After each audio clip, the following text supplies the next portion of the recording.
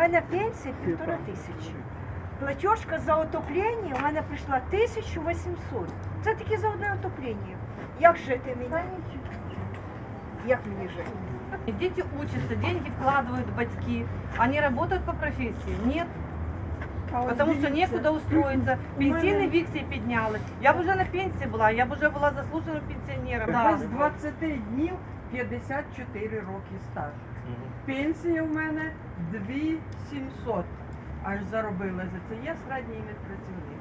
Так, ось заплатила всі комунальні, все 2000.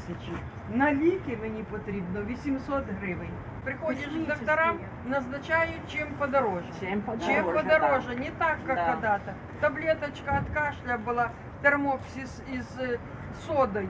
Стоила 1 копейка конвалюта, 10 таблеток. Теперь она стоит 14 гривен.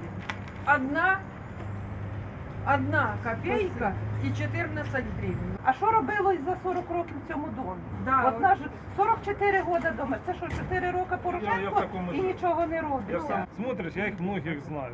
Садимся с ними разговаривать. Они говорят, давайте объединяться. Я говорю, я объединяться ни с кем не буду. Объединяться с кем? Вы 27 лет нас ввели куда? Как Сусаня, да?